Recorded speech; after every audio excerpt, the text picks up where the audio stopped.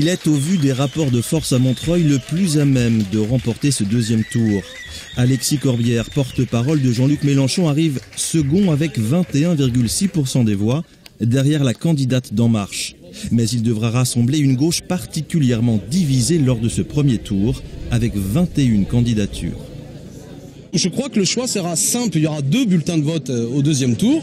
Il y aura 2 projets de société. Voilà. Est-ce que c'est l'ubérisation de la société, la précarisation qui l'emporte, ou est-ce que c'est au contraire ceux qui disent un degré de civilisation s'exprime aussi notamment dans la défense des salariés à travers le code du travail.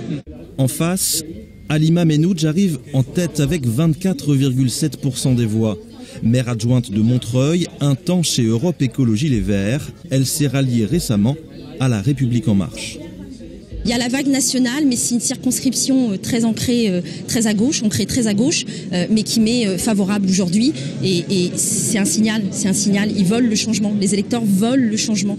Et ils veulent vite qu'on réforme ce pays. Grosse déception en revanche dans le camp de Razi Hamadi. Le député socialiste sortant réalise 9,8% des voix et annonce à ses partisans en larmes qu'il se retire de la vie politique. Il n'a pas souhaité s'exprimer. Les autres forces politiques sont plutôt à gauche. Europe Écologie Les Verts est à 8% et la figure locale Jean-Pierre Brard à 6,5%. Leurs partisans respectifs se réunissent ce soir pour décider ensemble des éventuels ralliements.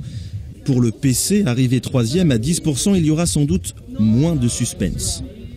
Il n'y aura aucune voix pour Macron et la nécessité d'un rassemblement le plus large possible de la gauche.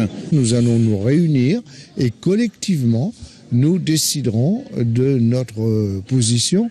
Ce qui semble se dessiner, c'est que quand même il n'y ait pas de consigne de vote et qu'on laisse nos électeurs se décider eux-mêmes, ce qui devrait plaire à la France insoumise, puisque c'était un peu leur attitude entre les 2 tours de la présidentielle. Et donc on va faire un peu comme eux, c'est-à-dire qu'on va laisser nos électeurs, qui sont des gens intelligents, se décider.